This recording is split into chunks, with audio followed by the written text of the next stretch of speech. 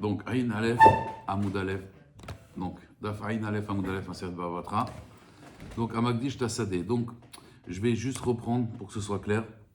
Il y a marqué que quand quelqu'un il est mocher son sadeh, il y a une marloquette entre Rabbi Akiva et Chachamim. Est-ce qu'il est mocher ba'in yafa ou il est mocher ba'in ra'a? C'est une marloquette. Rabbi Akiva il dit qu'un homme, quand il vend un terrain, il vend ba'in yafa. C'est-à-dire, quand je vends un terrain stam, la vente, si je n'ai pas précisé, quand je vends un terrain, la vente, elle n'inclut pas le pressoir, elle n'inclut pas le puits. Donc si je vends un terrain et il y a un puits, ça appartient toujours au vendeur. Maintenant, si le vendeur, il veut utiliser ce puits, est-ce qu'il doit me racheter une part du terrain? Ou alors non, il peut aller directement, d'accord, au puits. Marloquette. Rabbi Akiva, il dit, comme il a vendu Ba'in Yafé, il a tout vendu. Donc si tu veux réutiliser ton puits, il faut lui demander, il faut acheter un chemin. Rabbana, ils disent non. Un mocher, il vend Ba'in Ra'a, ça veut dire il ne veut pas tout vendre. Donc il vend le terrain, mais comme il n'a pas vendu le puits, du coup, le puits, il a un chemin pour aller au puits. D'accord? Ça, c'est dans la marloquette dans Mechira. Il n'a pas besoin de lui acheter. Ça, c'est dans la vente. Dans Matana, dans le cadeau, tout le monde est d'accord. Quand tu donnes un terrain à quelqu'un, même si tu lui as pas donné le puits, parce que tu lui as donné, je te donne le terrain. Le terrain, ça ne comprend pas le puits, le pressoir. Ça. Mais là, c'est vadaï que je dois lui acheter un chemin pour aller au puits, parce que je lui ai donné, il y a fait. D'un bon oeil.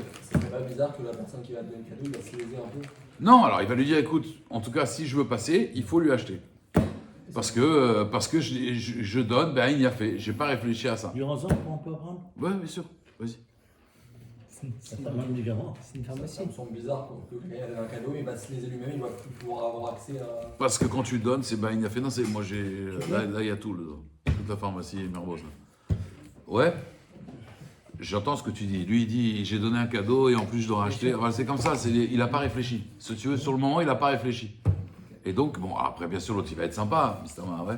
Non, j'entendais, il a fait au début, mais quand c'est un matana, que la personne elle se laisse, ça me paraît. Parce que c'est Aïn fait. C'est Aïn fait. Après, c'est possible aussi, des fois, je vais t'expliquer, des fois, tu donnes un cadeau, il a fait. Mais parce que lui, tu as fait aussi d'autres cadeaux. Tu sais, des fois, dans le business, tu dis, bon, tu m'as fait ça, tu sais quoi, je te donne un champ. C'est pas genre, maintenant, ton meilleur ami qui vient, écoute, je te donne un champ.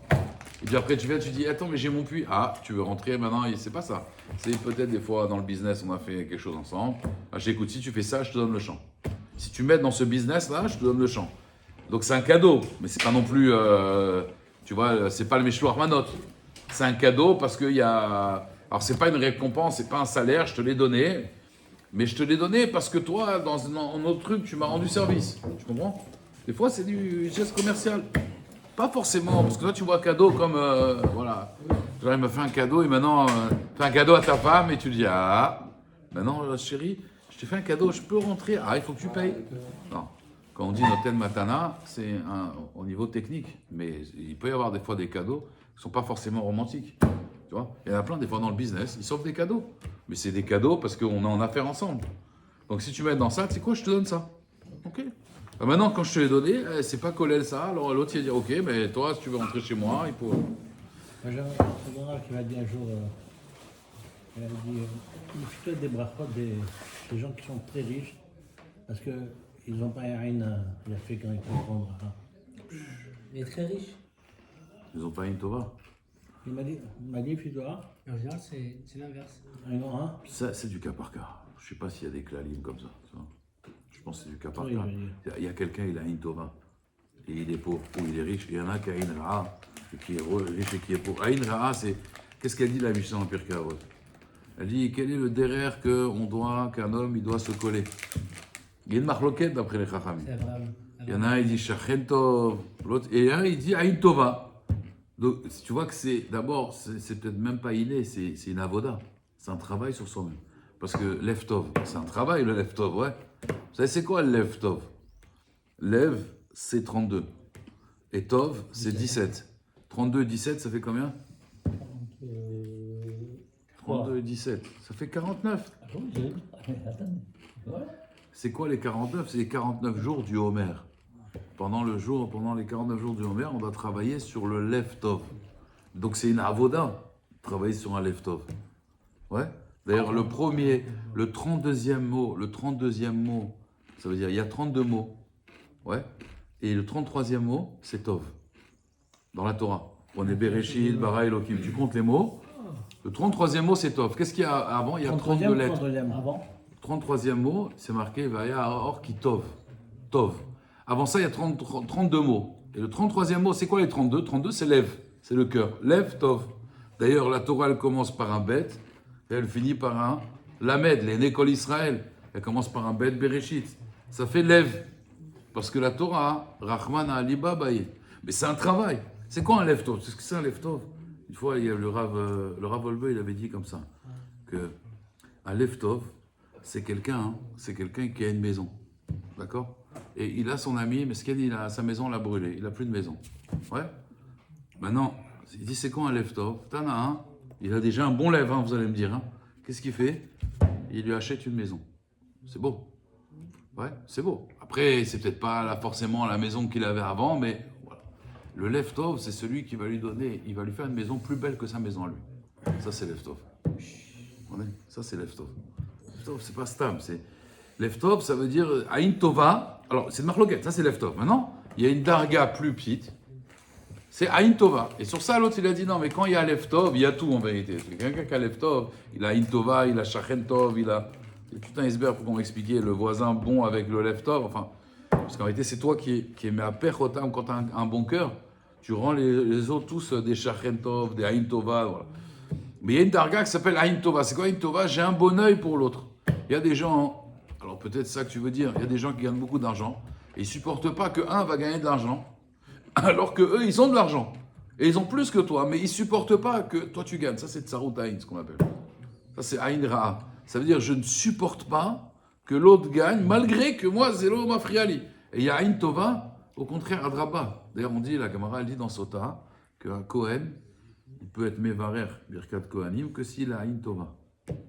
Aïn Tova, c'est un passou. C'est un peu... Aïn Tova ou Mevarer. Oui, mais pourquoi le Kohen, il va bénir? Parce que, Aïn Tova. Pourquoi un Kohen, il a Aïn Tova? Parce que sa parnasse, elle dépend des autres. Parce que lui, il va prendre la Trouma et le Maaser. Donc, s'il y a la bracha chez l'autre, automatiquement, c'est une bracha chez moi. C'est pour ça que c'est les Kohanim qui bénissent. Vous comprenez?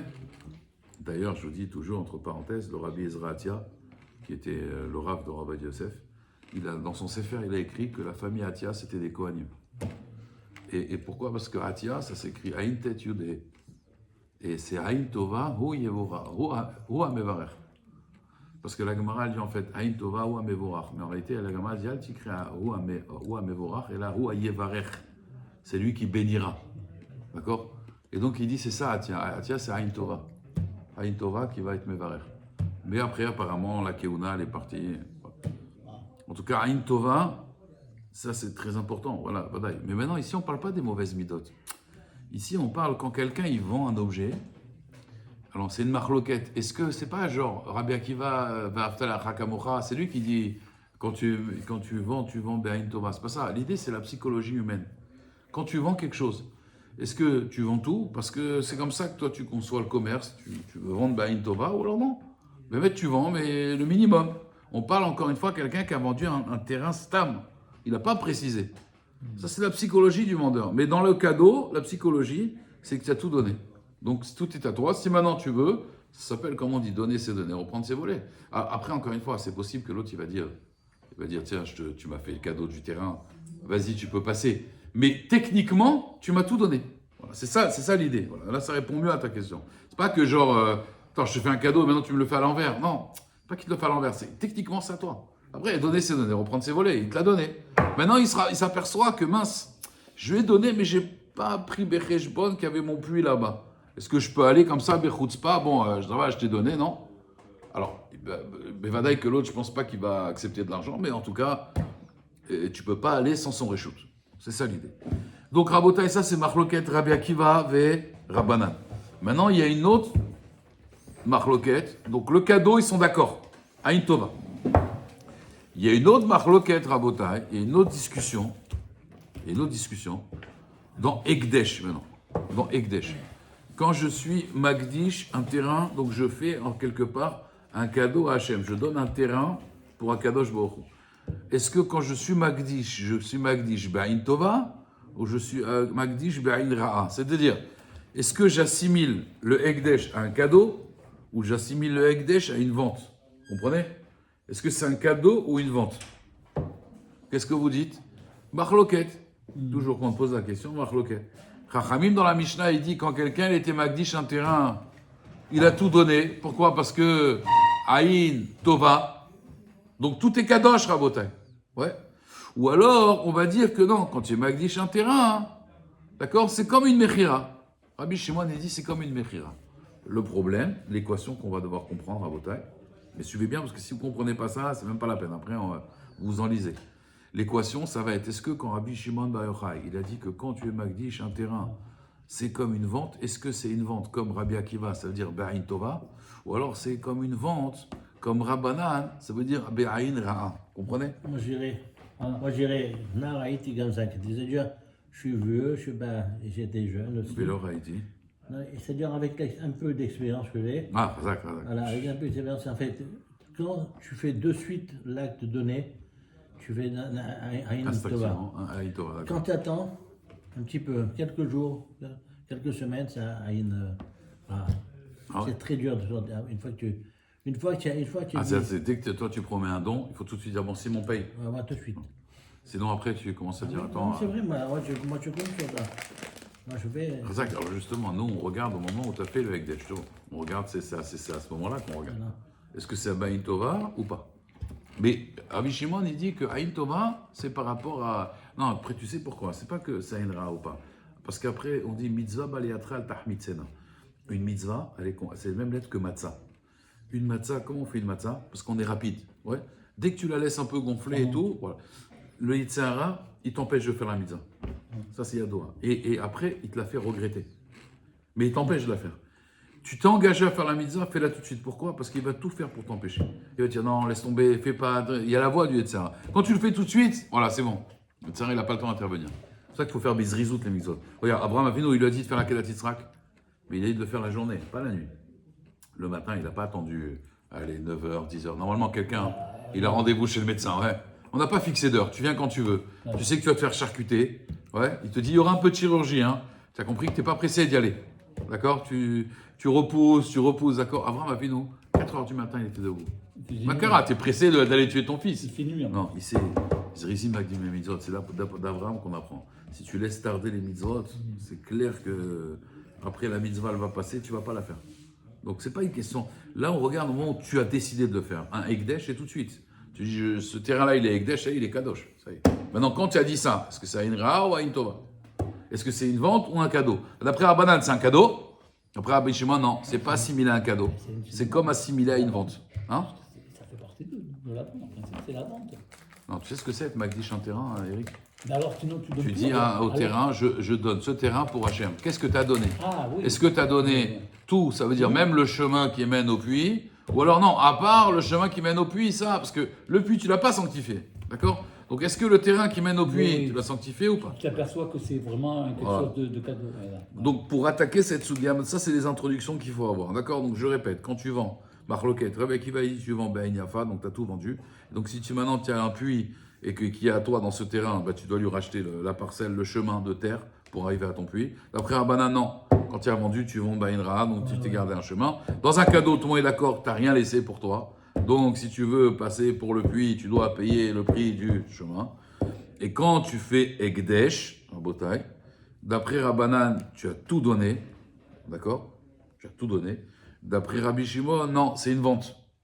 Maintenant, est-ce que c'est la vente d'après Rabbi Akiva ou d'après Rabbi Shimon? Oui? Maintenant, la Sheila, elle est comme ça. Mais une vente d'après Rabbi Akiva, écoutez bien, quand je vends un terrain d'après Rabbi Akiva, c'est Be'ain Yafa, oui? C'est Be'ain Yafa. Alors pourquoi Rabbi Shimon il dit que le Ekdesh c'est comme la vente? Si la vente c'est comme Rabbi Akiva, que c'est Be'ain Yafa, Azmali Matana, Mali Ekdesh, Mali Mecher, ouais? Non. Quand tu es Magdish un terrain, tu es Magdish tout. Tanakama il dit Ikdish et Sadeu, Ikdish et Kula. Ça veut dire même le puits, même tout. Pour Chachamim, quand tu as rendu Ekdesh un terrain, c'est même tout ce qui est à l'intérieur, il est Kadosh. Comprenez? D'après Rabbi Shimon, non. Quand je suis Magdish un terrain, c'est comme une vente. Donc, le puits, tout ça, c'est pas dans le Ekdesh.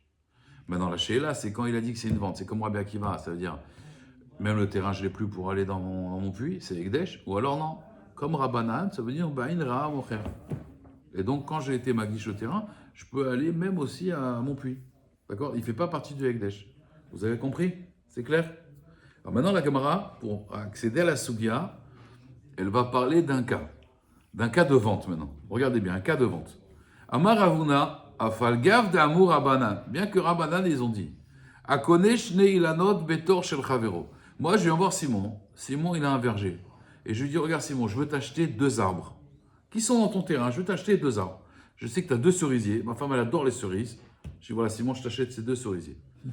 Est-ce que j'ai acheté les cerisiers et le terrain qui est en dessous ou que les cerisiers? Que les cerises. Arezé, Lokana Karka, il n'a pas acquis le terrain. C'est quoi la nafkamina Rabotai? C'est que, alors, mais de toute façon, les cerisiers poussent bien dans une terre. Non, c'est que si demain les cerisiers est pourri, je ne peux pas planter 2 autres à la place. Je n'ai pas l'emplacement de la terre, j'ai juste l'arbre. Vous comprenez? Mais je n'ai pas l'emplacement. Donc j'ai les cerisiers, ok, très bien. Quand c'est le temps des cerises, c'est super.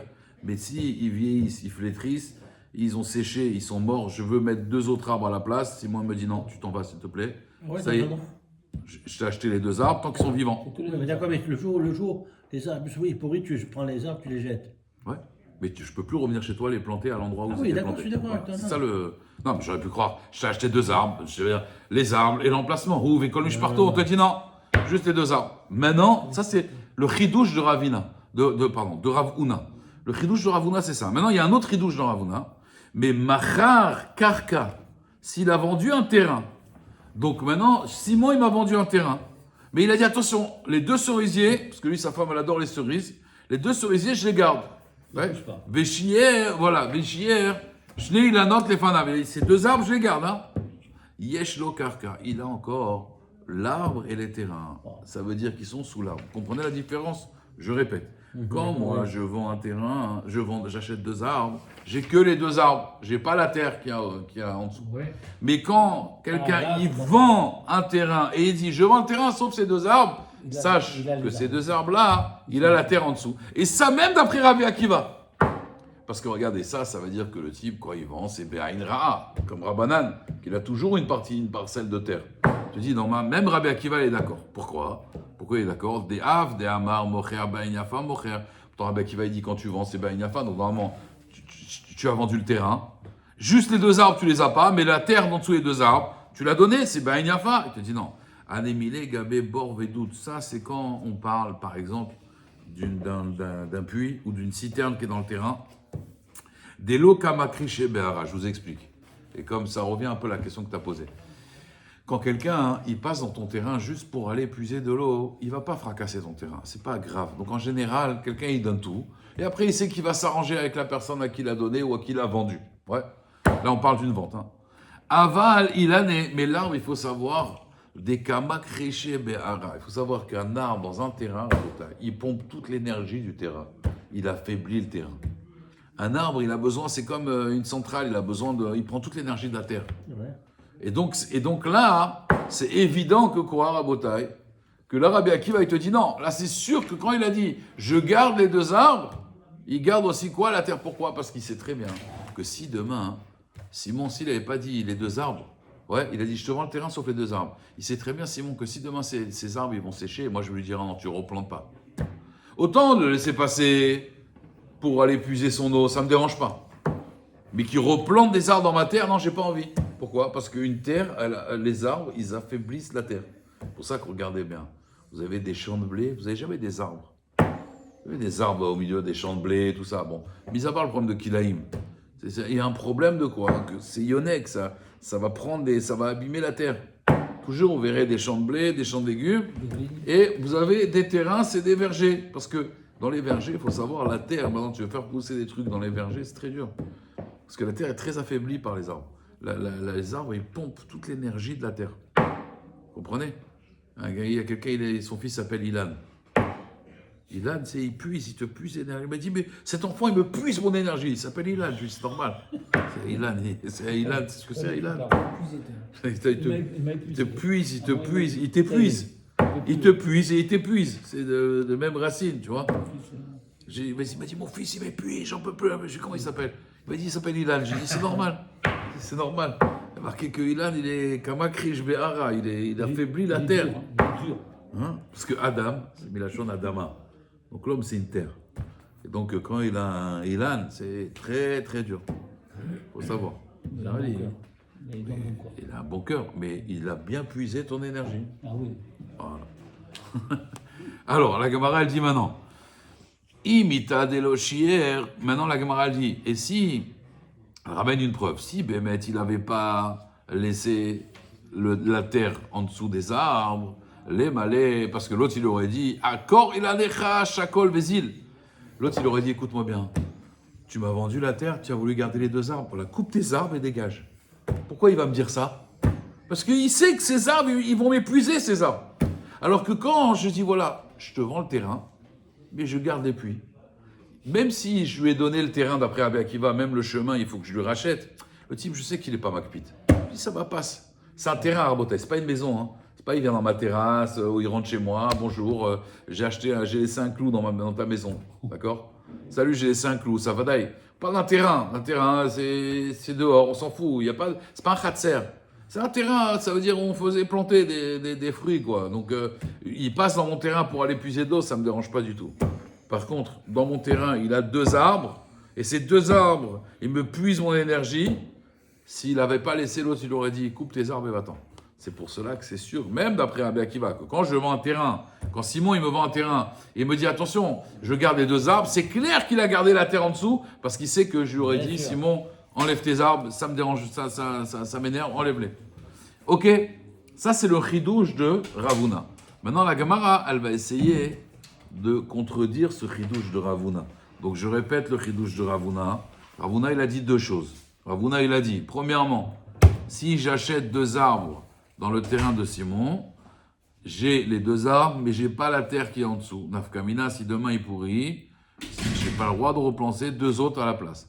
Mais le contraire, si Simon il m'a vendu un terrain, mais il dit attention, je garde ces 2 cerisiers, là à ce moment-là, c'est sûr qu'il a gardé la terre en dessous des arbres. Et même d'après Rabbi Akiva, qu'un homme il vend Be'ain Yafa, donc normalement il a tout vendu, même la terre qui est en dessous de ces arbres, là il te dit non. Rabbi Akiva il est d'accord. Parce que s'il n'a pas gardé la terre, demain moi je vais lui dire à Simon, coupe tes arbres et va-t'en. Parce que ça me saoule un arbre. Parce que les Ilan ils puisent. On est d'accord? Je préfère insister lourdement, mais au moins c'est clair. La Gemara elle dit Tnan, Rabbi Shimon Omer. Maintenant on va poser une question. Rabbi Shimon il dit Amagdish et Asadeh. Quand quelqu'un il a, donc ça c'est la Mishnah, il a sanctifié son champ. Loïkdish est là seulement, donc pas pour lui le puits, le pressoir, c'est pas dans le Ekdesh. D'accord? C'est pas dans le Ekdesh.